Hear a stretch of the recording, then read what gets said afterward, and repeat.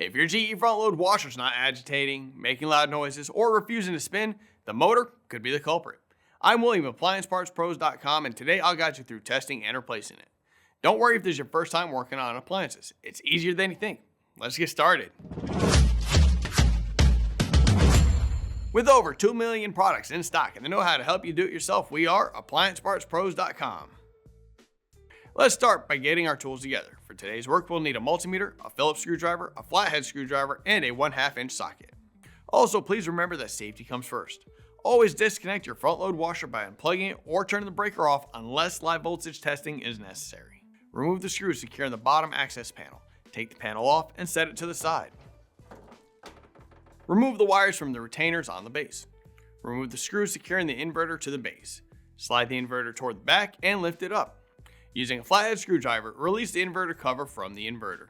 Disconnect the motor harness from the inverter.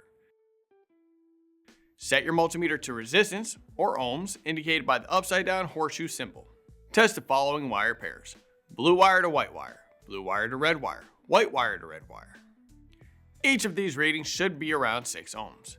Next, test the 2 remaining wires. You should see a resistance reading of around 118 ohms.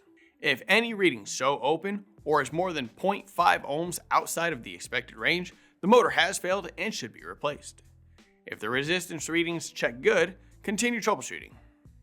If you'd like to learn more about using a multimeter, we've put together a comprehensive tutorial. Check out the link in the description. Remove the back access panel from the washer. Using your 1/2 inch socket, remove the motor mounting bolt. Slide the motor back and out of the washer. Here's the old motor and here's a new one. If you've already got one, great. If not, you can pick one up at AppliancePartsPros.com. Insert the motor into the tub mounting ports and secure it with the mounting bolt. Secure the back panel onto the washer. Connect the motor harness to the inverter. Secure the inverter cover and slide the inverter into place on the base. Secure the inverter with the screw we removed. Set the access panel in place and secure it to the washer. Plug the power cord in, and with that, we're done. Great job on getting your GE front load washer back in action. We hope this video made the process of testing and replacing the motor straightforward for you. If you're still in need of the right part, be sure to head over to AppliancePartsPros.com with your model number handy. Most orders arrive within a couple of days. We'd love to hear about your repair experience, so feel free to share your story in the comments below.